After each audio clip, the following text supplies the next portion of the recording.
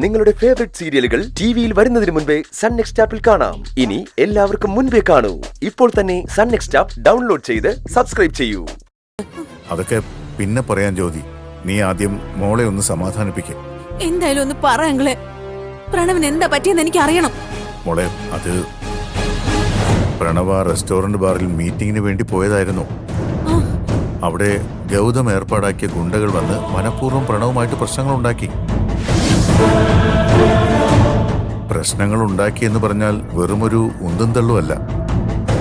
തല്ല് നല്ല രീതിയിൽ നടന്നു. പ്രണവ് അവശനായി എന്ന് മനസ്സിലായപ്പോൾ യഥാർത്ഥ വില്ലൻ രംഗപ്രവേശം ചെയ്തു, മിസ്റ്റർ ഗൗതം.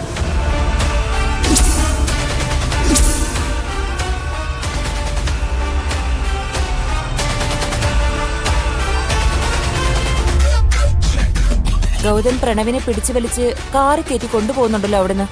അതേന്നേ, പ്രണവ് അവശനായെന്ന് കണ്ടപ്പോൾ നിർബന്ധിച്ച് പിടിച്ചു വലിച്ച് അവനെ ഗൗതം കാറി കൊണ്ടുവന്ന് കയറ്റി. എന്നിട്ട് നേരെ ഈശ്വരമംഗലത്തേക്ക് കൊണ്ടുപോയി. അവിടെ ചെന്നിട്ടും പ്രണവ് രക്ഷപ്പെടാൻ ശ്രമിക്കുന്നുണ്ട്. കണ്ടില്ലേ വീഡിയോയിൽ? എല്ലാം കണ്ടു.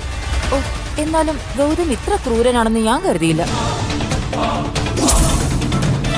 ആ ബാറിന്റെ മാനേജർ എന്റെ ഒരു സുഹൃത്താണ്. അയാളാണ് ഈ വീഡിയോ എടുത്ത് എനിക്ക് അയച്ചു തന്നത്.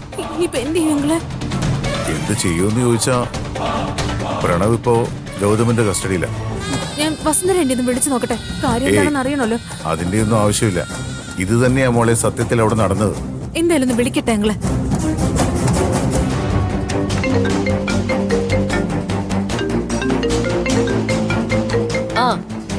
ശിവാനി, നിനക്ക് 100 ആയിസാ. ഞാൻ നിന്നെ അങ്ങോട്ട് വിളിക്കാനായിട്ട് തുടങ്ങുമായിരുന്നു. ആന്റി, പ്രണവിനെ ഗൗതം അങ്ങോട്ട് കൊണ്ടുവന്നിട്ടുണ്ടോ? എന്തായാലും പ്രണവ് ഇപ്പൊ ഇവിടെ ഉണ്ട്. പ്രണവേ കള്ളും കുടിച്ച് ഏതോ ഒരു ബാറിൽ കിടന്ന നാട്ടുകാരുമായിട്ട് തല്ലുണ്ടാക്കിയെന്ന്. അവനെ അവിടുത്തെ സ്റ്റാഫുകൾ എല്ലാരും കൂടി പിടിച്ച് കെട്ടിയിടേണ്ട അവസ്ഥയിലെത്തി. ഗൗതമാ പോയി രക്ഷിച്ചുകൊണ്ട് വന്നത്.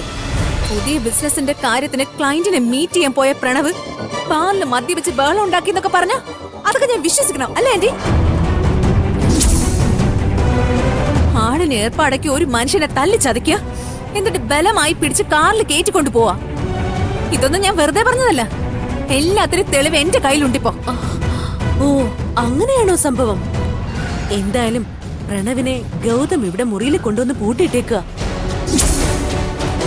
എന്താ പൂട്ടിയിട്ടേക്കാണെന്നോ? എന്തിനാ ആന്റി ഗൗതം ഇങ്ങനെയൊക്കെ ചെയ്യുന്നേ? ഞാൻ അവനെ വെറുതെ വിടുന്ന് കരുതണ്ട. എന്താ ചെയ്യേണ്ടതെന്ന് വെച്ചാ ഞാനത് ചെയ്തിരിക്കും. വയ്ക്കട്ടെ. Hello Shivani, hello. പ്രണവിനെ ഗൗതം കൊണ്ടുവന്ന് വീട്ടിൽ പൂട്ടിയിട്ടേക്കാണെന്നാ വസുന്ധര ആന്റി പറയുന്നത്. ഇനിയിപ്പോ എന്ത് ചെയ്യും അങ്ങളെ?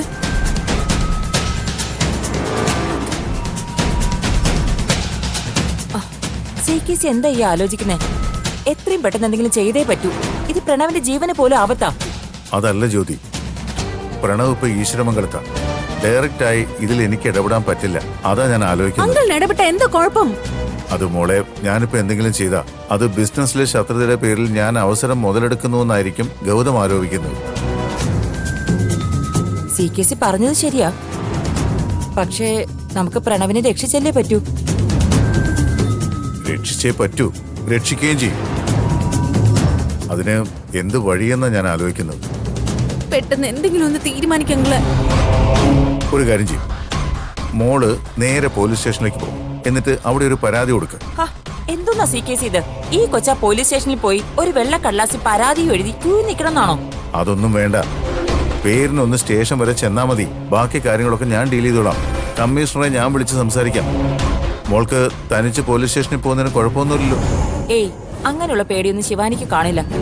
ഉണ്ടോ മോളെ? മോള് തനിച്ച് പോവില്ലേ? അതൊക്കെ ഞാൻ പൊയ്ക്കോളാം. എങ്കിൽ പിന്നെ ഒരു സെക്കൻഡ് പോലും സമയം കളയണ്ട. വേഗം ഇറങ്ങാൻ നോക്ക്. ഞാൻ കമ്മീഷണർ ഒന്ന് വിളിക്കട്ടെ.